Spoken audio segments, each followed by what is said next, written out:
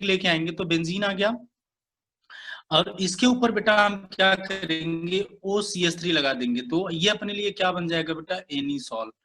अब एनीसॉल के ऊपर हम क्या करेंगे, ESR रिएक्शन कराएंगे, ठीक है, ऑफ ईथर। ESR रिएक्शन में देखो ये है बेटा अपने पास ESR रिएक्शन। ESR रिएक्शन में आप सबको पता है क्या करते हैं बेटा, हम हैलोजिनेशन करते हैं, ठीक है। फिर हम क्या करते हैं बेटा, हैलोजिनेशन में क्लोरिनेशन ब्रोमिनेशन मोस्टली करते हैं। उसके बाद हम करेंगे बेटा सल्फोनेशन। और यहाँ पर जितने बच्चे हैं सबको पता है कि ESR में केवल 4 टाइप की केमिकल रिएक्शन है।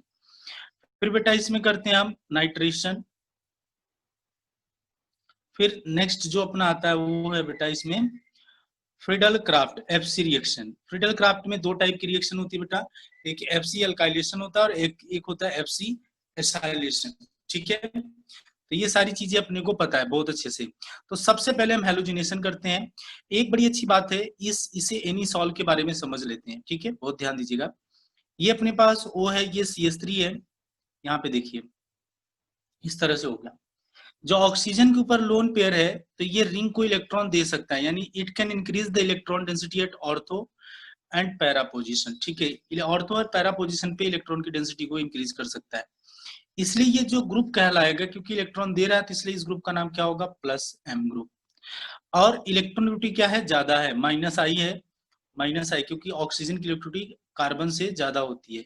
इसमें जो डोमिनेटिंग केस होगा वो ये होगा। कुल मिला के -I इसमें वीक काम करेगा और इसमें जो +M होगा वो डोमिनेटिंग होगा। तो अपने पास ये जानकारी मिल गई इसके रिगार्डिंग, यानी it can increase the electron density at ortho and para position, ठीक है। ओके बेटा, तो चलिए हम सबसे पहले इसका जो केमिकल रिएक्शन करते हैं वो है बेटा क्या, फर्स्ट है हैलोजिनेशन। हैलोजिनेशन देखिए बेटा, ये जो इलेक्ट्रोफिलिक एरोमेटिक सब्स्टिट्यूशन रिएक्शन है डायरेक्ट रिंग पर होता है। हैलोजिनेशन में क्या करते हैं, इसमें बेटा हम 2 चीजें लेंगे, एक लेंगे क्लोरिनेशन, दूसरा लेंगे ब्रोमिनेशन। एक होगा अपना क्लोरिनेशन, दूसरा होगा ब्रोमिनेशन। तो चलिए, एक क्लोरिनेशन दूसरा ब्रोमिनेशन। तो पहला हम डिस्कस कर रहे हैं, जो ए पोर्शन है वो है क्लोरिनेशन। तो क्लोरिनेशन में क्या होगा, आप देखिए अपने पास क्या बेटा, एनीसॉल है, OCH3। क्लोरिनेशन में आप सबको पता है Cl2 पास करते हैं एनहाइड्रस AlCl3 की प्रेजेंस में, या FeCl3। जैसे इसको पास करते हैं तो एक क्लोरीन क्या करता है, एक बार ऑर्थो पर एक बार पैरा पे आके जुड़ जाता है, ठीक है। ये सबको पता है, क्योंकि ये +M, अगर ये -M होता तो ये मेटा पे जुड़ता, एक बार यहाँ पर, एक बार कहाँ पे जुड़ जाएगा बेटा, यहाँ पर। और आप सबको पता है कि इसमें जो मेजर होगा वो कौन सा होने वाला है, यहाँ पे बेटा Cl, ये मेजर होने वाला है, ठीक है, ये हो गया। ओके, नेक्स्ट बी पोर्शन है बेटा इसमें ब्रोमिनेशन।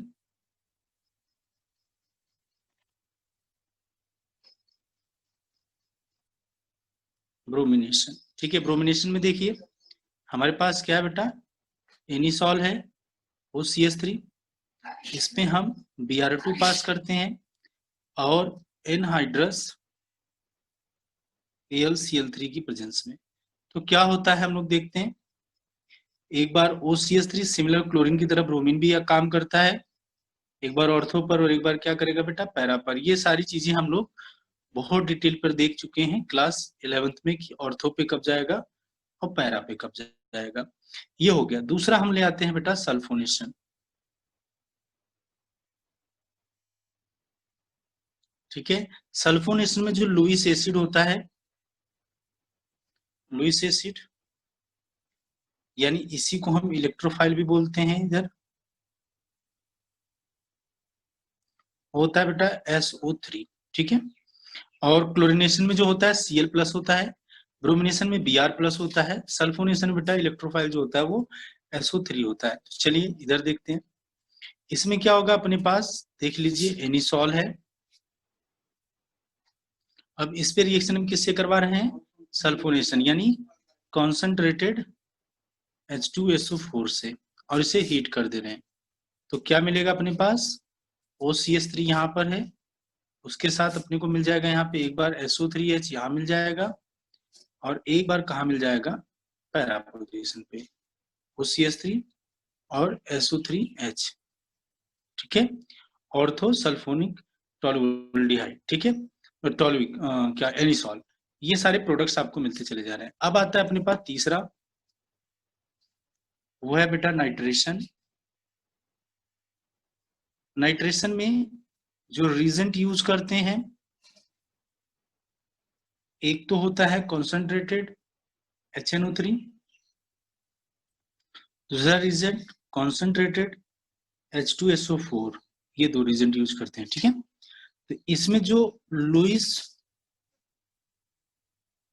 एसिड या इलेक्ट्रोफाइल जो होता है,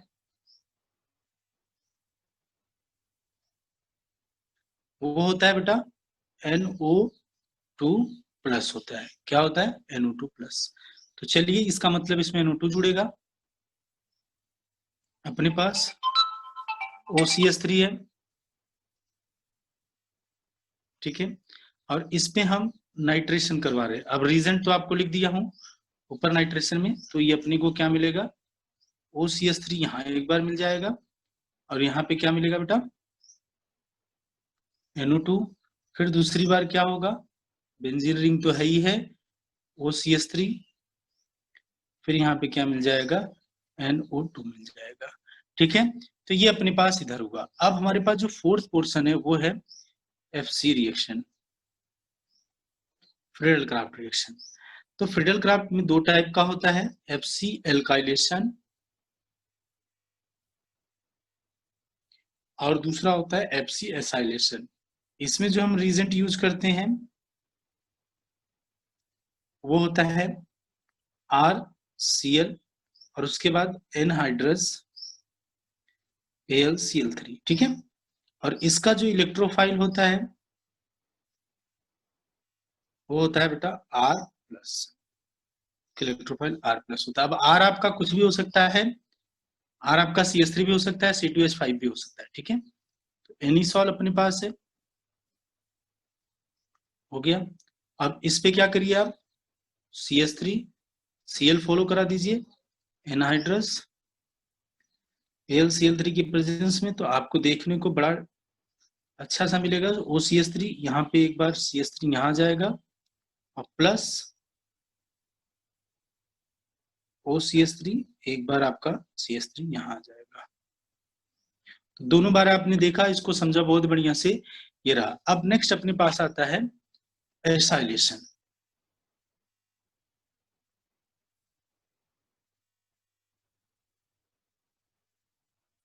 एसाइलेशन में जो रिएजेंट यूज करते हैं, हर बार इतनी बार लिखूंगा ना ये रिएक्शन कि आपको याद ही हो जाए कि एरोमेटिक इलेक्ट्रोफिलिक सब्स्टिट्यूशन रिएक्शन के अंदर होता क्या है रिएजेंट। और मेरी तरह आप भी लिखा करो ताकि आपको भी याद हो जाए। बार बार लिखने से चीजें बहुत बार याद होती है। अब आप ये चीज मतलब दिमाग के अंदर सोच के रखो, थोड़ा सा दिमाग के अंदर लाओ।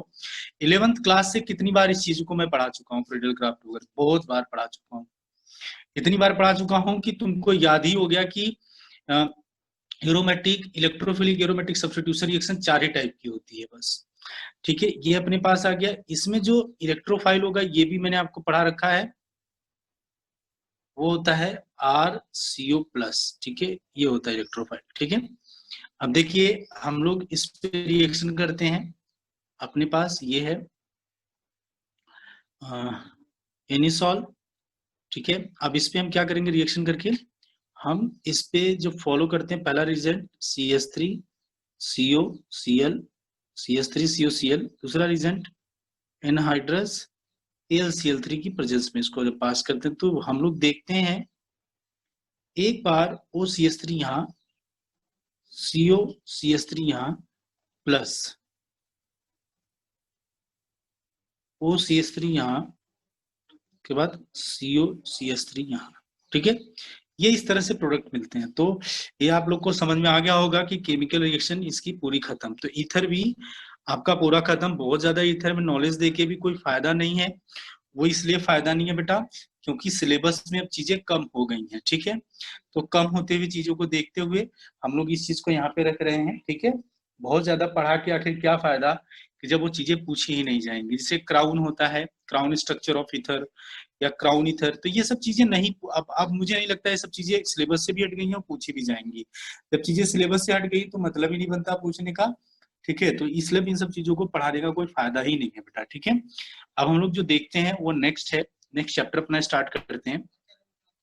और जो नेक्स्ट चैप्टर है बेटा वो है एल्डिहाइड एंड कीटोन। ये चैप्टर नेक्स्ट अपने, मैं इसको नेक्स्ट पेज से स्टार्ट करता हूँ। नेक्स्ट चैप्टर है अपने पास, next chapter aldehyde ketone and carboxylic.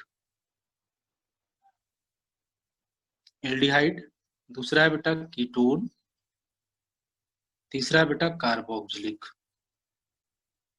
थोड़ा इस चैप्टर की ओवरव्यू देख लेते हैं कार्बोक्सिलिक। तो पहले हम एल्डिहाइड और कीटोन को एक साथ फिनिश करेंगे सबसे ज्यादा। और ये चैप्टर में एक भी टॉपिक सीबीएसई ने नहीं रिमूव किया, इस चैप्टर से एक भी टॉपिक सीबीएसई ने नहीं रिमूव किया, ध्यान रखिएगा। मतलब इसके हर, इस चैप्टर का हर एक पॉइंट आपको पढ़ना है, इस हर एक टॉपिक आपको पढ़ना है, क्योंकि सीबीएसई ने इस चैप्टर के एक भी पॉइंट को, एक भी टॉपिक को कम नहीं किया है, ध्यान रखिए। बढ़ाया भले नहीं है लेकिन कम भी नहीं किया है कार्बोक्सिलिक एसिड, तो ध्यान रखिएगा। तो ये चीजें बहुत दिमाग के अंदर रखिए, एल्डिहाइड हो गया, कीटोन और कार्बोक्सिलिक, ठीक है। ये बहुत इंपॉर्टेंट चीजें हैं और मेरे हिसाब से आपको इनको बहुत अच्छे से दिमाग के अंदर रखना चाहिए, ठीक है। चलिए हम लोग समझते हैं इनको।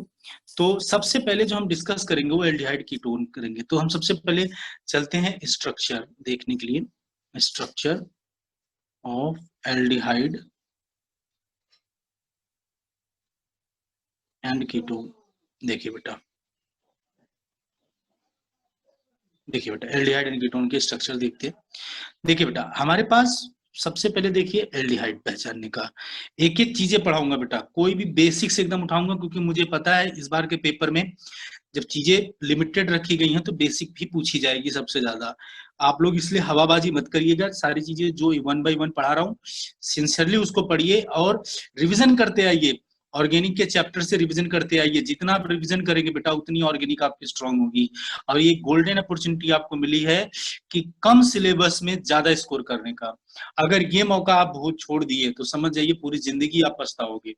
इसलिए इस मौके को बिल्कुल मत जाने दो, यूटिलाइज कर लो और अपने मार्क्स परसेंटेज को इंक्रीज कर लो, ताकि लाइफ में कहीं जाके सेटल भी हो और कोई तुमको देखे भी तो तुमको ये याद करे कि तुम्हारा परसेंटेज क्या, तुम्हारी क्वालिटी दिखती नहीं चाहिए। ये दिमाग के अंदर बिल्कुल मतलब यार कोरोना के टाइम पे पढ़ाई नहीं हो पाई, आप देखोगे आपके फ्रेंड्स जो हैं, दोस्त यार हैं, वो बेटा इसी कोरोना में टॉप करेंगे, देख लीजिएगा। वो टॉप करेंगे, जो आपके साथ आपके बेंच में बैठते हैं वो टॉप करेंगे, क्योंकि वो कोरोना के टाइम को, इस क्रूसियल टाइम को, इस पैनिक टाइम को वो बहुत अच्छे से यूटिलाइज कर रहे हैं। केवल और केवल आप ही ऐसे हो जो पबजी गेम खेल रहे हो और बहुत सारी चीजें खेल रहे हो, वो चीजें बंद कर दो।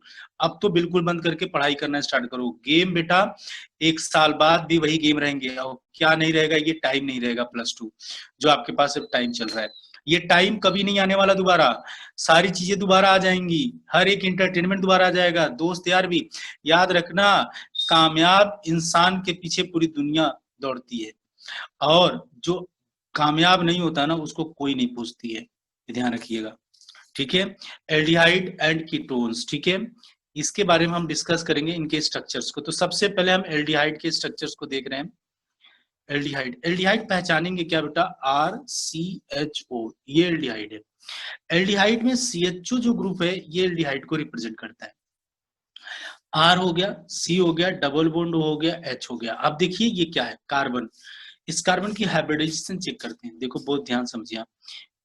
sp1p2 पाई बॉन्ड नहीं कंसिडर किया जाता, तो इसकी हाइब्रिडेशन बेटा sp2 है, ठीक है। इसकी हाइब्रिडेशन क्या है, sp2। sp2 हाइब्रिडेशन एक भी लोन पेयर नहीं है, तो ये क्या होगा, ट्राइगोनल प्लेनर होगा। यानी इसका स्ट्रक्चर ऐसा ना दिखे, इसका स्ट्रक्चर क्या, ट्राइगोनल प्लेनर की तरफ, यानी कार्बन इधर, ऑक्सीजन इधर, यही है बेटा ट्रायंगुलर प्लेनर, ठीक है। ट्रायंगल की तरफ देखो, एक एक प्लेन पर है, ठीक है, और एक ट्रायंगुलर शेप में है, तो ये हो गया आपका ट्रायंगुलर प्लेनर, ठीक है। उसी तरह से हम कीटोन का देखते हैं बेटा। ओके, इन पे पीओसी भी बहुत डिटेल पढ़ाऊंगा मैं, तो इसलिए बहुत ध्यान रखिए, पीओसी बहुत इंपॉर्टेंट है, पूछी जाएगी हर किसी की। कीटोन के बारे में डिस्कस करते हैं। तो कीटोन क्या होता है, अब देखिए C डबल बॉन्ड O, और फिर क्या है बेटा आर डैश, ये आर डैश सेम भी हो सकता है और आर, लेकिन आपको दोनों चीजों में कंपेयर देखिएगा। एल्डिहाइड में इधर तो आर रहेगा, कीटोन में भी इधर आर रहेगा। एल्डिहाइड में सी डबल बॉन्ड ओ रहेगा, कीटोन में भी सी डबल बॉन्ड ओ रहेगा, ठीक है। एल्डिहाइड में सी डबल बॉन्ड ओ के बाद जस्ट एच आना चाहिए, देख रहे हो आप लोग, एच आना चाहिए। इधर क्या होना चाहिए बेटा, आर डैश होना चाहिए। यानी जो कीटोन का कार्बन है, सीओ है, जो कीटोनिक ग्रुप है, वो दो कार्बन, वो कार्बन कार्बन के बीच में होता है, जबकि एल्डिहाइड का जो सीओ ग्रुप है कार्बन और हाइड्रोजन के बीच में होता है। यानी जो सीओ ग्रुप एल्डिहाइड का, एक से तो कार्बन जुड़ा होना चाहिए, दूसरे से क्या जुड़ा होना चाहिए, आपका हाइड्रोजन जुड़ा होना चाहिए, ठीक है।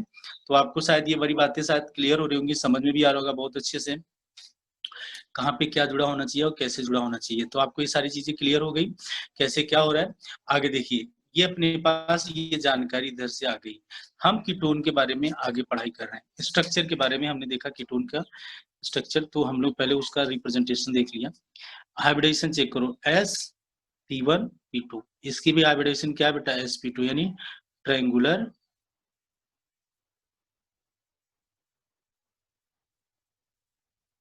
प्लेनरी, यानी ये sp2 hybridisation triangular, C double bond O, फिर आर, फिर क्या हो गया बेटा, आर डैश। इसका स्ट्रक्चर देखिए, ये भी इस तरह से होता है, ठीक है। एक चीज और बेटा, एल्डिहाइड और आपके पास जो कीटोन है,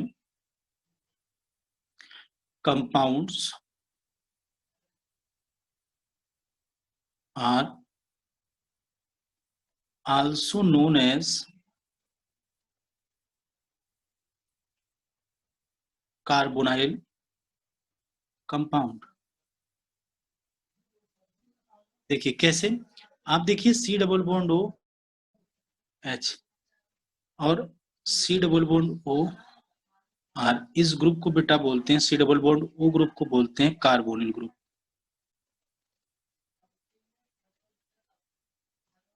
और ऐसे कंपाउंड जो कार्बोनिल ग्रुप रखते हैं उन्हें कार्बोनाइल कंपाउंड बोलते हैं, ठीक है।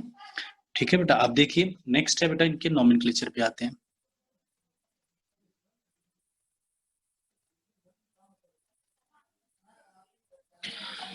नोमेनक्लेचर ऑफ एल्डिहाइड,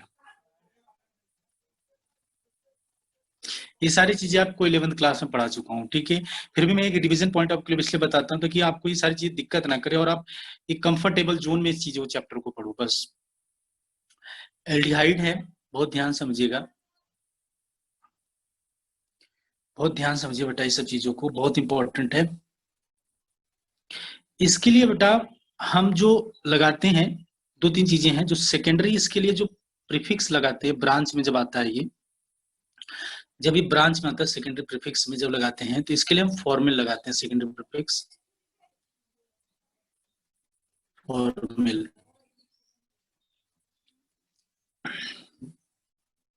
ओके, और इसके लिए जो सेकेंडरी सफिक्स लगाते हैं वो लगाते हैं A L L, A L L. इसके नाम को देखते हैं, कॉमन नाम भी देखेंगे इसके थोड़े बहुत, ठीक है, उनको भी हम डिस्कस करेंगे, ठीक है। बहुत ध्यान समझिएगा, ये इंपॉर्टेंट है, बहुत सारी चीजें जो मैं यहाँ पे डिस्कस कर रहा हूँ आपके सामने, ठीक है। देखिए बेटा बहुत ध्यान दीजिएगा, HCHO, इसमें देखिए CHO है और कितना कार्बन है, एक, एक कार्बन को क्या बोलेंगे बेटा, मेथ, ठीक है। Okay, plus N plus L, अब ई क्या हो जाएगा, यहां से कैंसिल आउट, तो क्या बनेगा, मिथेनल, मिथेनल बन गया।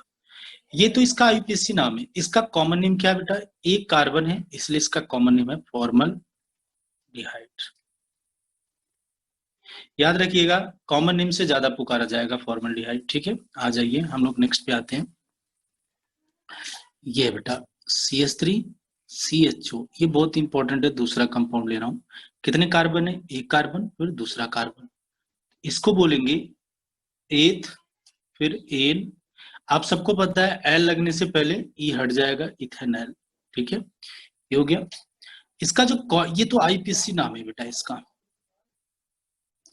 जो इसका कॉमन नेम है वो है बेटा एसिटल डिहाइड, एसिटल्डिहाइड। नेक्स्ट देख लेते हैं CH3 CH2 CH2, एक कार्बन, दूसरा कार्बन, तीसरा कार्बन, क्या हुआ, 3 कार्बन, ये प्रोप, फिर एन, फिर एल, प्रोपेनल। ठीक है, हाँ, इसका कॉमन नेम है प्रोपियोनल डिहाइड, प्रोपियोनल डिहाइड। ठीक है, इसका कॉमन नेम है। अब बेटा ऐसे बहुत सारे कंपाउंड से मैं आपको 1 बाय 1 दिखा रहा हूँ, ठीक है, जिनके आपका कॉमन नेम को भी आपको दिमाग के अंदर रखना पड़ेगा। ठीक है, जैसे देखो बेटा CH2 डबल बॉन्ड CH, फिर CHO। ठीक है, ये कंपाउंड अपने पास, बहुत ध्यान दीजिएगा, इस कंपाउंड के बारे में बात कर रहे हैं। ठीक है, तो ये जो कंपाउंड है इसको बेटा क्या बोलेंगे, नंबरिंग यहां से, क्योंकि फंक्शनल ग्रुप ये है 2 3, नंबरिंग फंक्शनल ग्रुप से करेंगे क्योंकि उसकी प्रायोरिटी सबसे ज्यादा होती है। 3 कार्बन हो गया तो क्या हो जाएगा, प्रो। फिर बेटा दूसरे कार्बन पे क्या है आपका, डबल बॉन्ड, तो क्या हो जाएगा, 2 इन, ई हट जाएगा, फिर क्या जुड़ जाएगा, एल। तो क्या लिखेंगे इसके लिए हम, क्योंकि ये है ना अपने पास, तो क्या आ जाएगा, prop 2 in L, prop 2 in L. और इसका जो कॉमन नेम है, ये बहुत इंपॉर्टेंट है कॉमन नेम, इसका जो कॉमन नेम है वो है एक्रोलीन, ACROLEIN, एक्रोलीन। ये बहुत इंपॉर्टेंट है, बहुत पूछा जाता है बेटा एक्रोलीन के बारे में, तो आप इससे अलर्ट रहिए एक्रोलीन से लेके। ठीक है, नेक्स्ट देखते हैं हम लोग अपने पास जो नेक्स्ट कंपाउंड है। ठीक है, ये है बेटा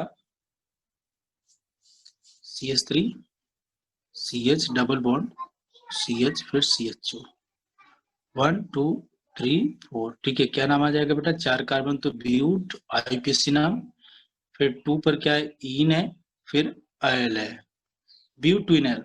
और इसका जो कॉमन नेम होगा, CN कॉमन नेम होगा, वो होगा क्रोटोनल डिहाइड। क्या होगा बेटा, क्रोटोनल डिहाइड। मैं यहां लिख देता हूं क्रोटोनल डिहाइड, क्रोटोनल डिहाइड, क्रोटोनल डिहाइड इसका कॉमन नेम इस कंपाउंड का।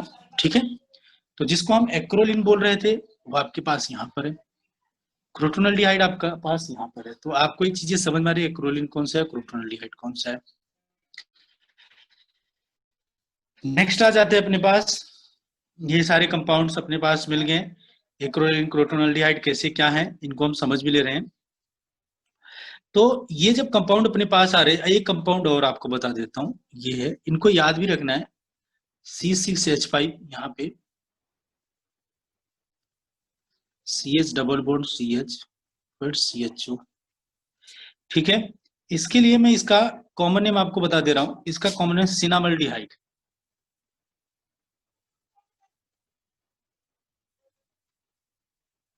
सिनामल्डिहाइड आप याद रखिएगा, इस सिनामल्डिहाइड के नाम से ही ज्यादा पूछा जाएगा, और ये इसका कॉमन नेम है। ठीक है बेटा, ओके।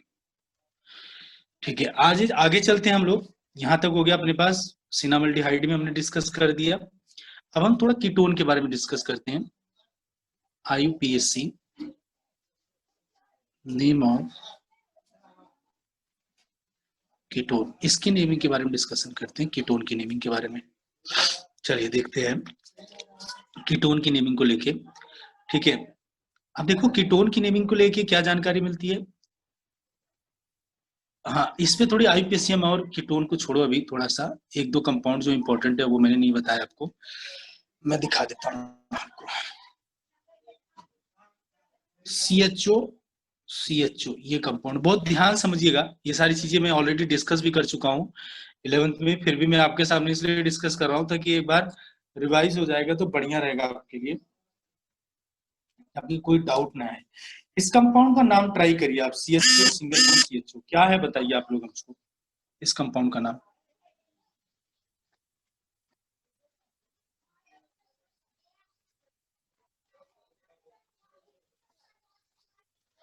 कंपाउंड जो है CHO ये क्या है, एक कार्बन, दो कार्बन, दो कार्बन हो गया तो बेटा एथ हो गया। IUPAC नाम पे चलिए आप लोग, क्योंकि कॉमन नेम आपको नहीं पता है तो मैं कॉमन नेम तो बताते रहूंगा। कॉमन नेम हर किसी का जरूरत नहीं है, जिनका कॉमन नेम मैं बता रहा हूँ वही जरूरी है, उन्हीं को आपको दिमाग के अंदर रखना है। हर किसी के कॉमन नेम को चलिए मैं बता दूं, वो बहुत बहुत बड़ा अचीवमेंट नहीं है आपके लिए, ठीक है। तो चलिए देखते हैं हम लोग इसका नाम क्या होगा। कॉमन नेम के लिए बात करते हैं, आईपीएसी नाम। 1 और 2 कार्बन तो क्या होगा, एथ प्लस 1 और 2 पे तो क्या हो जाएगा, एन, सिंगल बॉन्ड है कार्बन कार्बन के बीच में, एन, और 1 और 2 पे क्या है, 1 2 डाई एल है, ठीक है, SCHO है। तो अब चलिए इसका नाम बताइए क्या हो जाएगा, इथेन 1 2 डाई एल, ठीक है, इथेन 1 2 डाई एल हो गया, ठीक है। अपने पास ये कॉमन नेम मतलब आईपीएसी ने मिल गया। अब कॉमन नेम इसका है बेटा ग्लायोक्सल, ये इसका कॉमन नेम है, तो ये इसका कॉमन नेम है कंपाउंड का। अगर कभी पूछा जाए कॉमन नेम के रिगार्डिंग तो इसका कॉमन नेम है बेटा ग्लायोक्सल। ये आएगा दोबारा, मैं आपको बताऊंगा जब मैं आपको अलग रिएक्शन कुछ अपने पास है उनको कराऊंगा। नेमिंग रिएक्शन साइंटिफिक रिएक्शन है, एल्डोल कंडेंसेशन है, कैनिजारो है, तो कैनिजारो रिएक्शन में इसको दोबारा हम डिस्कस करेंगे, इसलिए आप इसको इसकी कॉमन नेम से इसको मैं पुकारूंगा, मैं डायरेक्ट ग्लायोक्सल बोल के डायरेक्ट ये कंपाउंड लिख दूंगा, तो आप इससे अलर्ट रहिएगा, ठीक है, कि क्या है ग्लायोक्सल। और इस पे ठीक है, देखिए बेटा आगे ग्लायोक्सल अपने पास आ गया। नेक्स्ट कंपाउंड अपने पास हम डिस्कस करते हैं वो है यहाँ पे, तो ग्लायोक्सल हो गया ये कंपाउंड बेटा, इसका नाम आपको बताना है CH2 CHO CH2 CH2 CHO, इस कंपाउंड का आईपीएसी नाम बताना है आपको। क्या नाम होगा बेटा, चलिए फंक्शनल ग्रुप से स्टार्ट करते हैं, 1 फिर 2 फिर 3 फिर 4 फिर 5। 1 और 5 पे फंक्शनल ग्रुप है, और उसके बाद टोटल कार्बन कितने हो गए बेटा 5, तो पेंट, फिर सब जगह सिंगल बॉन्ड एन, ठीक है। ओके बेटा, बहुत ध्यान दीजिएगा एक और चीजें, ठीक है, मैं आपको यहाँ बताऊंगा अभी, पेंट एन, ठीक है, थोड़ा मैं इसको एक बार करा ही देता हूँ बढ़िया से, एन प्लस 1 और 5 पे क्या है, एल्डिहाइड है, तो 1 5 डाई एल, ठीक है, तो 1 5 डाई एल है। अब देखिए बेटा, अगर डाई ट्राई से स्टार्ट होता है और उसके आगे क्या आता है आपका ई आता है, तब ई नहीं हटेगा। अगर केवल एल होता, डाई ट्राई नहीं होता इससे पहले, तो ई हट जाता। तो इसका क्या नाम है, ये चीजें बहुत बारीकी से चेक की जाती हैं ऑब्जेक्टिव के अंदर, बहुत अच्छे से ध्यान रखिए। 1 2 1 5 सॉरी 1 5 डाई एल, ठीक है, हो गया यहाँ तक। नेक्स्ट आते हैं अपने पास, नेक्स्ट कंपाउंड को लेते हैं, देखिए CH2 CHO CH CHO, फिर बेटा CH3, ये कंपाउंड, इसका आईपीएसी नाम आपको बताना है। तो सबसे ज्यादा इंपॉर्टेंट क्या होती है कि अपने लोगों को फंक्शनल ग्रुप को कवर करना सबसे ज्यादा इंपॉर्टेंट है। अगर वो फंक्शनल ग्रुप को नहीं कवर कर पा रहे हैं तो आईपीएसी नेमिंग वो ठीक नहीं है, ठीक है, वो गलत नेमिंग है। तो फंक्शनल ग्रुप चलिए कवर करते हैं। मैं इधर से करूंगा नंबरिंग 1 2 3 पर मुझे ब्रांच, अब कैसे क्या होगा 1 2 3 4, ये ऐसा होगा, या ऐसे करेंगे 1 2 3 4। अब कहोगे सर आप इधर क्यों नहीं गए, इधर भी जाऊंगा 4 ही मिलेगा। तो फंक्शनल ग्रुप बहुत इंपॉर्टेंट है कवर करना, आप फंक्शनल ग्रुप को जरूर कवर करिए। अगर आप फंक्शनल ग्रुप कवर नहीं कर रहे हैं तो आप जो नेमिंग कर रहे हो वो गलत है। तो मैं नंबरिंग की तरह से 1 2 3 पे करूंगा अगर इधर, क्योंकि अपने पास यही पीसी है बेटा, यही पीसी है, देखिए यही 4 कार्बन की पेरेंट चेन है, इस 4 कार्बन की पेरेंट चेन को अपने को सिलेक्ट करना है, ठीक है। देखिए तो क्या करेंगे, नंबरिंग 1 2 3 4 ऐसे करूंगा या इधर से करूंगा 1 2 3 4, मैं उधर से नंबरिंग पैटर्न को फॉलो करूंगा जिधर से जल्दी ब्रांच मिल जाए। अगर मैं इधर से करता हूँ 1 2 3, तो 3 पर मुझे ब्रांच मिल रही है एज CS3, लेकिन अगर मैं इधर से नंबरिंग करता हूँ 1 2 3 4, तो मुझे 2 पर मिल रही है ब्रांच, तो 1 2 3 4, तो ये नंबरिंग सबसे करेक्ट है। तो क्या लिखेंगे, पहले ब्रांच को 2 मिथाइल, उसके बाद पेन क्या आ जाएगा बेटा ब्यूट, फिर एन, अब डाई एल आएगा ना, तो 1 4 डाई एल। अब देखिए मैं यहाँ एल लिख दे रहा हूँ, ठीक है, ई नहीं हटा, आप लोग बहुत ध्यान से दीजिएगा, देखिएगा ई नहीं हटा रहा हूँ क्योंकि ई से पहले डाई आ जा रहा है ना, तो अगर डाई ट्राइस इसके बाद आ रहा है ई के बाद, तो आप समझ जाइएगा कि ई नहीं हटेगा। अब जो मैं बहुत इंपॉर्टेंट कंपाउंड करा रहा हूँ वो बहुत इंपॉर्टेंट ध्यान रखने की आपको जरूरत है, ठीक है। देखिए अब आईपीएससी को लेके मैं इतना डिस्कशन इसलिए कर रहा हूँ ताकि आप परफेक्ट रहे बेटा, आपको आगे चल के आईपीएससी को लेके कम से कम डाउट ना आए। और आईपीएससी रिलेटेड क्वेश्चन पूछा जाता है, और जो मैं वेरी इंपॉर्टेंट लिख रहा हूँ इस पर विशेष फोकस करिए, आप बहुत ज्यादा इस पर ध्यान दीजिए, क्योंकि ये सबसे ज्यादा इंपॉर्टेंट होते हैं ये लोग। ठीक है, चलिए बेटा हम इस पे डिस्कस करते हैं, इस कंपाउंड को लेके एक बार ट्राई करिए आप लोग, मैं दिखा रहा हूँ। ठीक है, ट्राई करेंगे तो अच्छा रहेगा। ठीक है, सी एच, उसके बाद है अपने पास सी एच ओ, फर्दर में लिख दिया, फिर सी एच, फिर अपने पास सी एच ओ लिख दिया। एक बार सोचिए आप लोग, मैं कंपाउंड कराऊंगा, एक बार केवल सोचिए, मैं 2 से 3 मतलब 5 सेकंड का टाइम दे रहा हूँ, आप एक सोचिए कैसे नंबरिंग इसकी होगी। 5 सेकंड का टाइम दे रहा हूँ, आप सोचिए, हर बच्चा सोचिए भाई, क्योंकि मैं हर बच्चे से रिस्पॉन्स चाहता हूँ, मेरे लिए हर बच्चा इंपॉर्टेंट है।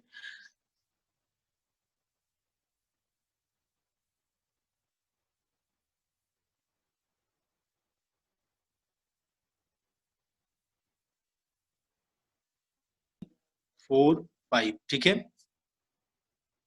ये हो गया अपने पास 1 2 3 4 5, ये हो गया अपने पास। अब क्या होगा देखिए, तो 1 2 3 4 5 तक हो गया अपने पास। आप नाम क्या लिखोगे इसका? अब ये आपको दिख रहा है कि ये जब ब्रांच बन रही है तो इसका नाम लिखेंगे आप लोग 3 फॉर्मेल। ठीक है, उसके बाद क्या आ जाएगा? 5 तक देखिए, तो 5 है तो 5 के लिए क्या कर देंगे? 1 2 3 4 5, तो 5, तो पेंट आ जाएगा, आप लिखेंगे पेंट। क्या आया कि बच्चे क्या करेंगे, इसको लिखेंगे, ये हमने जो पैटर्न सीखा, C S, C H O, C S two, C S, C H, फिर उसके बाद क्या अपने पास है, हाँ, यहाँ सी एच टू आ जाएगा बेटा। ठीक है, C H two, C H O, ठीक है, ये अपने पास आ गया। तो हम लोग ये सीख रहे हैं कि हम लिखेगा बच्चा कि 3 फॉर्मिल पेंट, 3 फॉर्मिल पेंट, फिर क्या लिखेगा, एन, ई नहीं हटाया क्योंकि 1 2 डाई आ रहा है, डाई एल, ये लिखेगा, हाँ, मतलब स्टूडेंट इसको लिख लेंगे। ठीक है, और ये एक ऑप्शन में, मान लो ये क्वेश्चन आपका ऑब्जेक्टिव आ गया, ठीक है, ये ऑब्जेक्टिव क्वेश्चन आपका, और ये एक ऑप्शन में क्वेश्चन जरूर देगा, ध्यान रखिएगा, ऐसा नहीं है कि ये ऑप्शन में नहीं देगा, और आप उस ऑप्शन को तुरंत मार दोगे करेक्ट, लेकिन ये रॉन्ग है, ये ध्यान समझिएगा। इस टाइप के कंपाउंड की जो नेमिंग होती है वो किस टाइप से होती है, जब मोर देन टू, ये मैं लिख देता हूं, when more than two carbon containing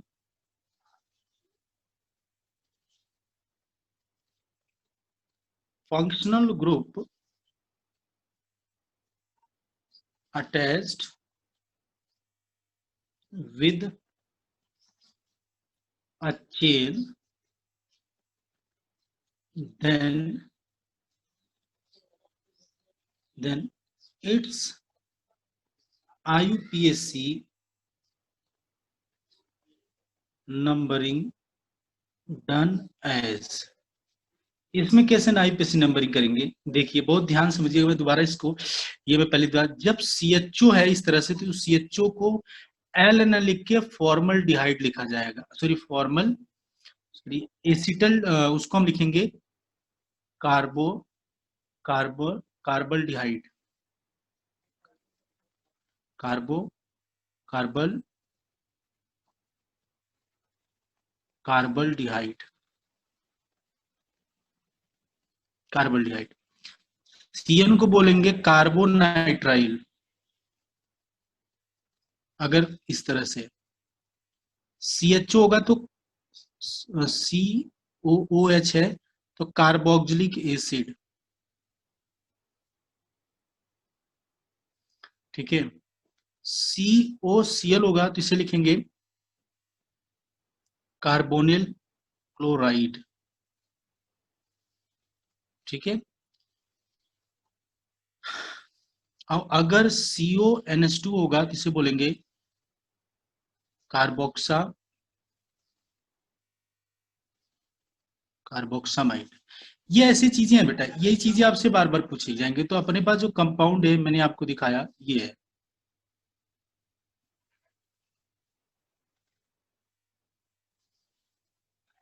ठीक है, ओके।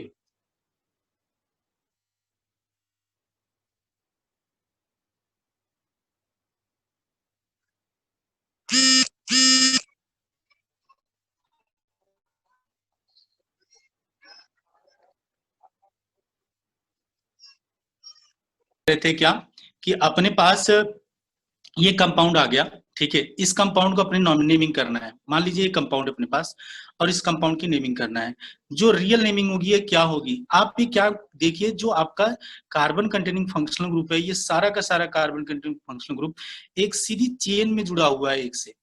तो जब ये, और ये मैं आपको बता देता हूँ, यही कंपाउंड पूछा भी जाएगा, अगर पूछेगा भी कि एल्डिहाइड को लेके बहुत बढ़िया क्वेश्चन बनाएगा तो यही कंपाउंड बनाएगा, सेलेक्टेड है भाई, यही पूछेगा, ठीक है।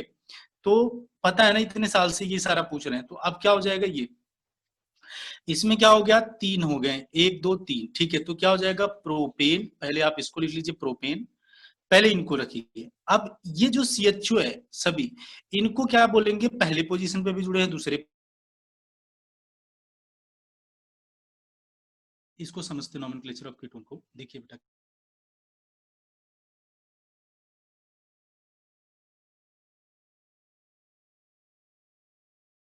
सेकेंडरी जो सफिक्स जोड़ते हैं वो बेटा है ओन, ONE, ओन है। और जो सेकेंडरी प्रीफिक्स है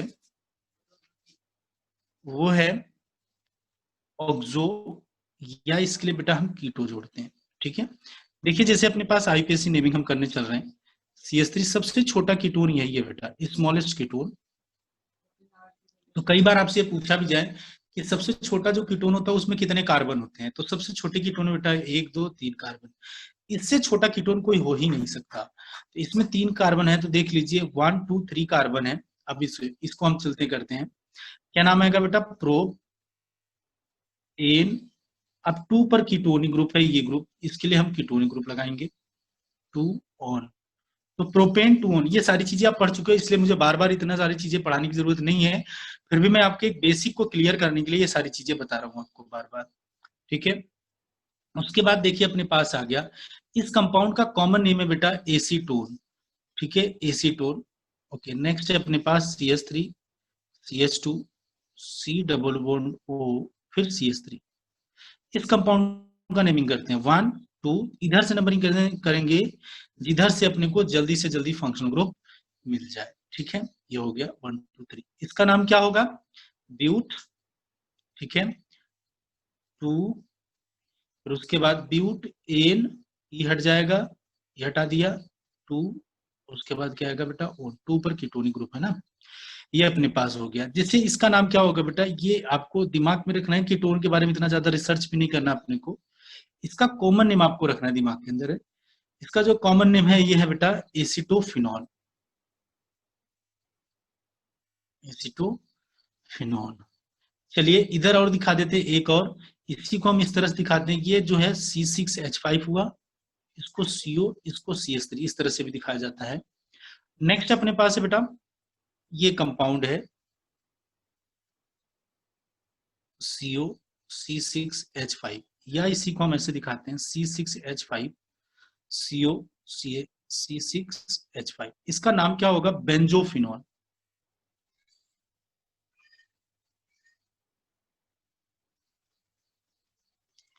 बेंजोफिनॉल, ठीक है। इस कंपाउंड का नाम क्या होगा, बेंजोफिनॉल। तो इस कंपाउंड का नाम एसिटोफिनॉल, इस कंपाउंड में बेंजोफिनॉल, बहुत ज्यादा आने वाले हैं। तो मैंने आपको IUPAC नेमिंग करा दी, ठीक है, और स्ट्रक्चर भी इन लोगों का करा दिया। तो ठीक है, 1 2 3 चीजें और, रेजोनेंस ऑफ कार्बोनिल ग्रुप को मैं करा देता हूँ, कार्बोनिल ग्रुप में रेजोनेंस को लेके, और इसके फिर बाद में आपको इसका फंक्शनल आइसोमेरिज्म भी करा दूंगा, रेजोनेंस इन कार्बोनाइल ग्रुप।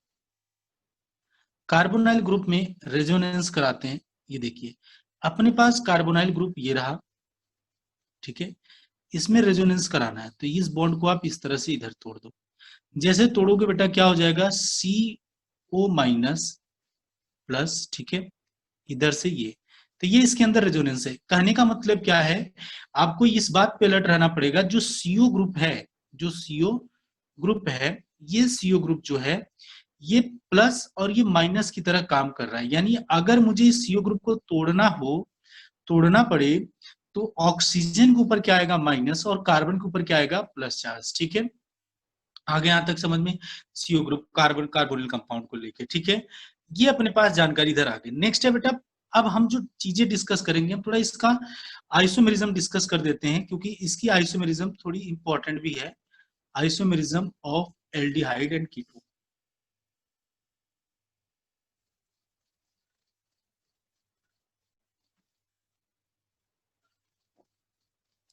तो इसकी एक आइसोमेरिज्म सबसे इंपॉर्टेंट है, वो डिस्कस करूंगा मैं, फंक्शनल आइसोमेरिज्म। देखिए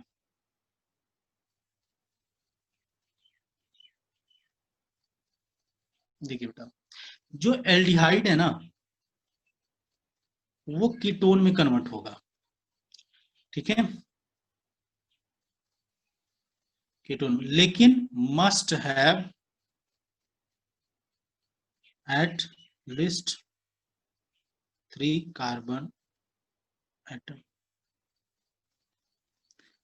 must have at least 3 carbon atom, ठीक है। इसमें 3 कार्बन एटम होने ही चाहिए, 3 कार्बन से कम होगा तो ये इसमें कन्वर्ट नहीं होगा। देखिए जैसे CH3 है, CH2 है, CHO है, तो इसका आप पूरा देखिए मॉलिक्यूलर फॉर्मूला C3H6O, ठीक है। इसको हम कन्वर्ट करते हैं इसके फंक्शनल आइसोमेरिज्म में। एक तो ये हुआ इसका functional isomerism, CH3 C double bond O CH3। देखिए कार्बन तो 3 है, हाइड्रोजन 6, ऑक्सीजन 1 हो गया। Same molecular formula but different functional group, एक बार कीटोन हो रहा है और एक बार क्या हो रहा है बेटा, एल्डिहाइड हो रहा है। तो कीटोन और एल्डिहाइड आपस में इस तरह से कन्वर्ट हो रहे हैं और इसमें सेम फंक्शनल ग्रुप है, और आपको भी दिख गया कि इसमें फंक्शनल आइसोमेरिज्म आ रहा है, ठीक है। नेक्स्ट जो अब हम स्टार्ट करेंगे, इनकी केमिकल रिएक्शन स्टार्ट कर रहे हैं, केमिकल रिएक्शन, ठीक है, preparation of aldehyde and ketone, ठीक है। हम लोग ये दोनों चीजें साइमल्टेनियसली देखेंगे। ये है अपने पास preparation of aldehyde and ketone.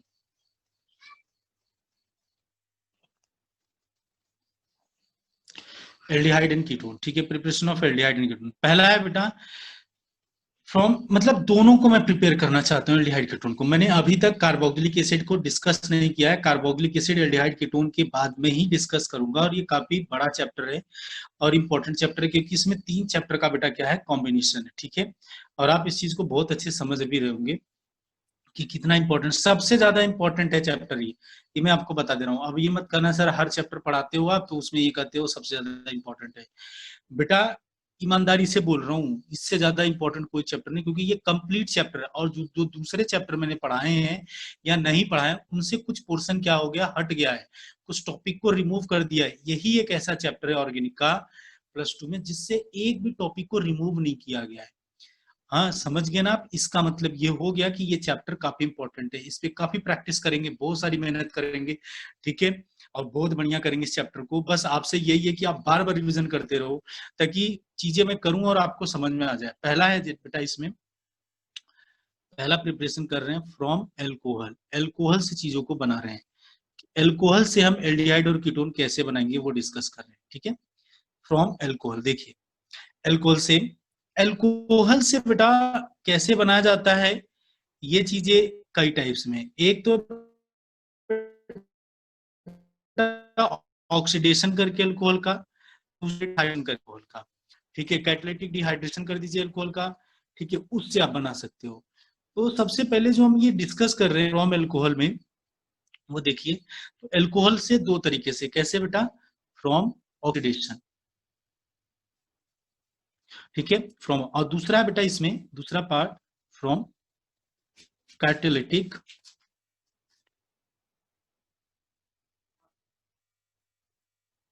Dehydration. याद सुनिएगा, ये ध्यान रखिए, डी हाइड्रोजनेशन नहीं कर रहा हूं, डी हाइड्रेशन, डिहाइड्रेशन इनको डिटेल में बताऊंगा, डिहाइड्रेशन। तो सबसे पहला वाला पोर्शन जो डिस्कस कर रहे हो वो है बेटा फ्रॉम, मतलब फ्रॉम ऑक्सीडेशन। ऑक्सीडेशन कौन से लोग कराते हैं ये बताओ, रिड्यूसिंग एजेंट रिडक्शन कराता है, ऑक्सीडेशन ऑक्सीडाइजिंग एजेंट क्या कराता है आपका, ऑक्सीडेशन कराता है। तो इसमें हम OA यूज करते हैं, यानी ऑक्सीडाइजिंग, क्या यूज करते हैं बेटा, एजेंट, इसमें हम ऑक्सीडाइजिंग एजेंट यूज करते हैं। तो जिसमें इसमें ऑक्सीडाइजिंग एजेंट जो यूज करते हैं बेटा, वो देखिए कौन कौन सा, पहला ऑक्सीडाइजिंग एजेंट यूज करते हैं जो हम, वो है बेटा K2Cr2O7 फॉलोड बाई H2SO4। और जो H2SO4 होता है बेटा, ध्यान रखिए डाइल्यूटेड होता है, तो इसी चीज को K2Cr2O7, इसी चीज को हम ऐसे लिखते हैं K2Cr2O7 फॉलोड बाई H+, ठीक है। या इसी चीज को ऐसे लिखते हैं बेटा, कितनी सारी चीजें बताऊं आपको, एसिडिफाइड, कुछ भी लिख दे, देख लो, कुछ भी चीजें नहीं छोड़ रहा हूं, एसिडिफाइड पोटेशियम डाइक्रोमेट, ये भी लिख दे, तो आप ये भी बता सकते हो डाइक्रोमेट, ठीक है, एसिडिफाइड पोटेशियम डाइक्रोमेट। तो ये सारी चीजें अपने पास है, ठीक है। तो एसिडिफाइड पोटेशियम डाइक्रोमेट हो गया, ये अपने पास ऑक्सीडाइजिंग एजेंट है। या दूसरा ऑक्सीडाइजिंग एजेंट जो आप यूज कर सकते हो वो है बेटा एल्कलाइन, एल्कलाइन पोटेशियम पर मैंगनीज,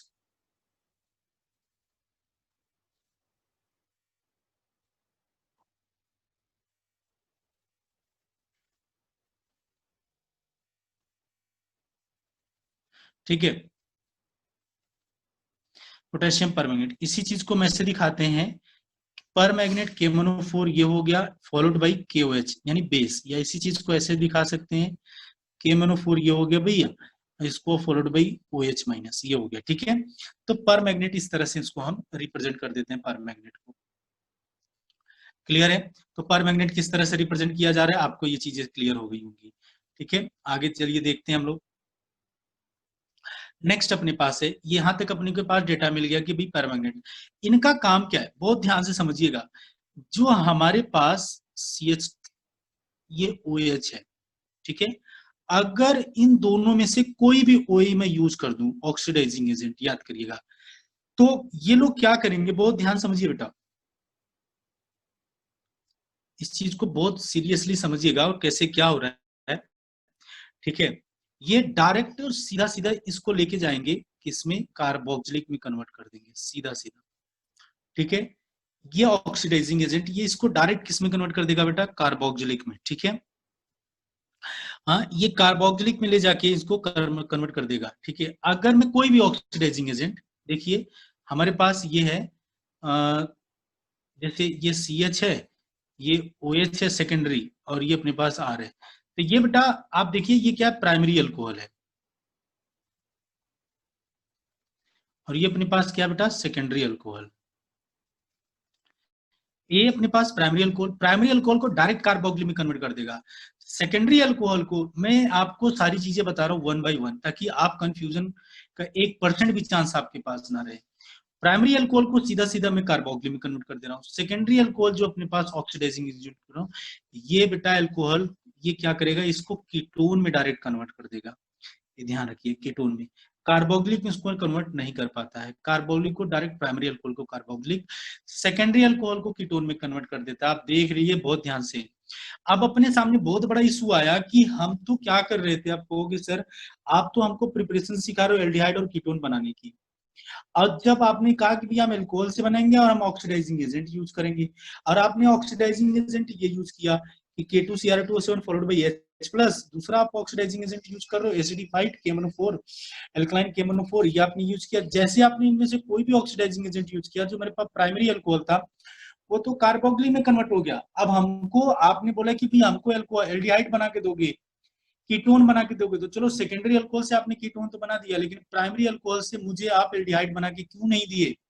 आप प्राइमरी अल्कोहल से आपने मुझे कार्बोक्सिलिक दे दिया, ये रीजन, अब मुझे कैसे मिलेगा एल्डिहाइड। ये बहुत बड़ा टास्क हो जाता है कि ऑक्सीडाइजिंग एजेंट यूज किया तो ये कार्बोक्सिलिक में कन्वर्ट हो गया। तो बेटा देखिए बहुत ध्यान से मेरी बातें सुनिए। क्या है कि जब हम OA की बात करते हैं तो अपने पास दो टाइप के OA होते हैं, एक होता है स्ट्रॉन्ग OA, ठीक है। स्ट्रॉन्ग वे में आपका K2Cr2O7 फॉलोड बाई H+ आता है, और जो हम दूसरा लेते हैं वो है बेटा KMnO4 आता है फॉलोड बाई OH-। ये लोग क्या करते हैं, प्राइमरी अल्कोहल जो है ना उसको क्या करते हैं, कार्बोक्सिलिक एसिड में कन्वर्ट कर देते हैं, कार्बोक्सिलिक एसिड में कन्वर्ट कर देते हैं, ठीक है। लेकिन अगर हम लोग बेटा माइल्ड OA ले लें, माइल्ड ऑक्सीडाइजिंग एजेंट, जैसे बेटा PDC, PCC याद हो गया होगा, पेरिडीनियम डाइक्रोमेट, पिरिडिनियम क्लोरोक्रोमेट पढ़ा चुका हूं आप लोगों को। तो ये क्या करता है, ये करता क्या है बेटा अपने पास कि ये एल्डिहाइड बनाता है। ये कौन से, पहले पहले ये चेक करते हैं कितने लोग, 2 लोग हैं, पीडीसी और पीसीसी।